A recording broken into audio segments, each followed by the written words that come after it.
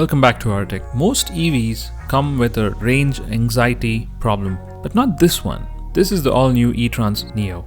So let's check it out.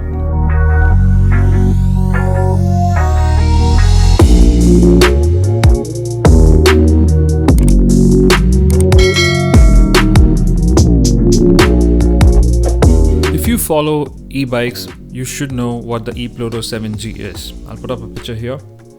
So yeah, this is made by Pure Energy, and this is the Neo model of the ETrance. So it's the same body essentially, but this one comes with a much bigger motor and more power, just like your ePloto 7G.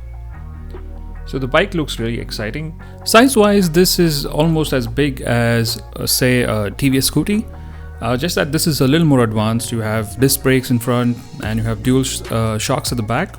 And I can also bet that the seats in the Scooty are a little bigger than this one. So at the bottom there's a nice hub motor setup here, dual shocks both sides. In front you have telescopic suspension as well.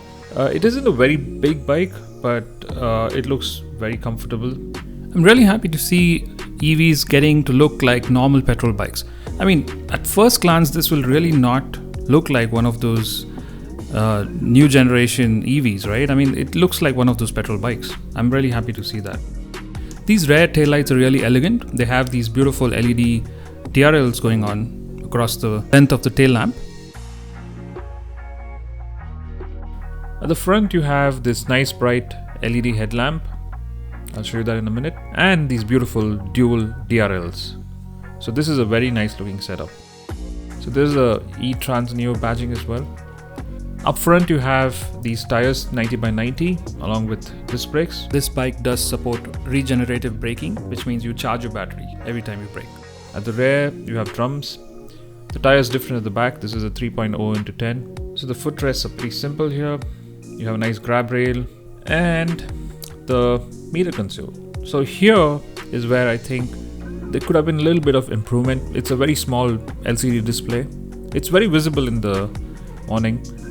I like the button setup. It's very similar to your Activa. So anyone who's trying to transition from, an Activa or a petrol bike will find the button setup simple. Of course, there is a few other buttons here. For example, there's a high beam flashlight at the bottom along with 3 riding modes. So each of those will give you different speeds and try to save you the battery. Nice pair of rear view mirrors. So what do you guys think about the looks of this bike? Please leave your comments below. And they got some chrome plating in the front. Just to show you how bright the headlamp is, and and they look pretty decent. I think it should do a good job. So being an EV doesn't have any problem delivering a good amount of light. So here's a key fob. So it's got an alarm system integrated along with this. I'm not sure whether it has an immobilizer, but it does have an alarm setup. The key looks very nice, like one of those car keys. So the setup is very simple. You can open the boot if you turn it left. There's a hanging hook there, which can take some bit of luggage. You also have a charging socket, again very similar to how other EVs have it right now among bikes. No USB port for charging a mobile. Sorry guys. The most important part right now, let's check out the boot space. Oh my god. Apart from a few documents and maybe a small water bottle, I don't think you have anything here. Like I mentioned in the beginning of the video, this is a low range anxiety bike, right? So which means you wouldn't have a problem taking it to a longer distance. That's because of this battery. This is a 2.5 kilowatt battery.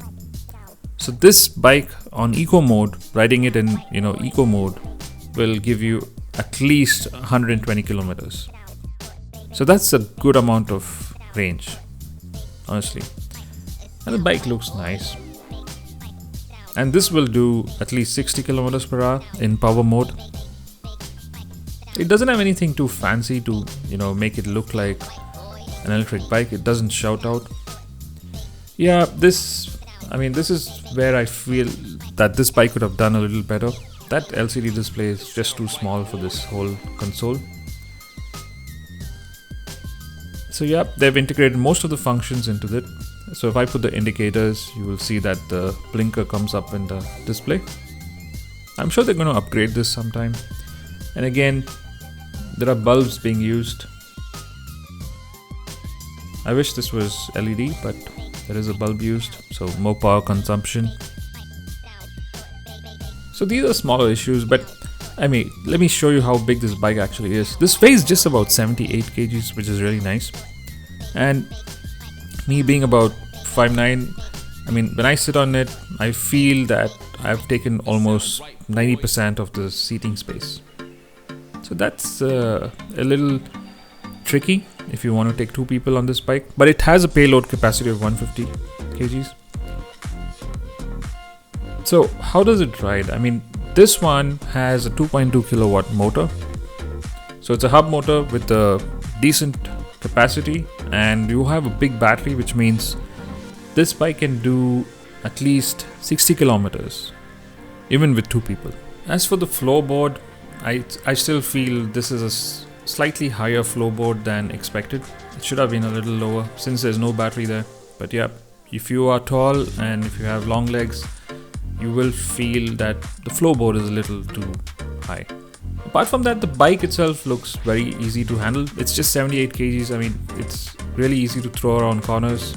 You know, having these full-sized wheels ensures that, you know, you get good bump absorption.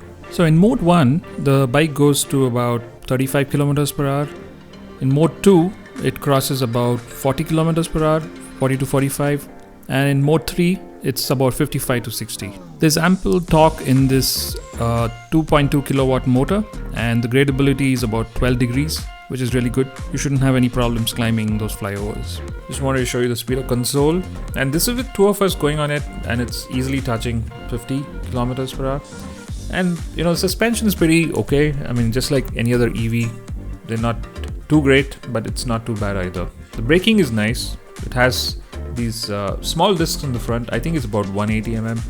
They're pretty decent, and there's good amount of road presence on this bike. So yeah, I mean, if you're in heavy traffic, you could keep up with other bikes. I think the rear of the bike has better suspension. It's got these gas-filled shock absorbers, so it does a good job of absorbing those bumps. It's just that, you know, you may not have enough space for the second passenger, but otherwise this is a very easy bike to ride, and I think it'll do really well amongst women folk. So yeah, this charges fully to 100% in about 3 hours. Quick pros and cons. Pros: lightweight, amazing range of 120 kilometers, and good seat and riding comfort for a single person. Does hit 55 to 60 kilometers even with 2 people on board. Cons? Any guesses? Well, the seat is too small for 2 people. The speedometer display is really small. The floorboard is a little high. And the main con here, yes, it's got absolutely no space under the seat. Other than that, it's a great bike. So this is the ETrance Neo. I hope you like this video. Leave links in the description below and a contact number in case you want to buy one of these. Once again, thank you so much for watching rTech. Please leave your comments and questions below. I will try and answer them, or we'll have somebody else answer these questions for you. Thank you so much for watching rTech. Please hit the like button and subscribe. I'll see you on the next one. Bye.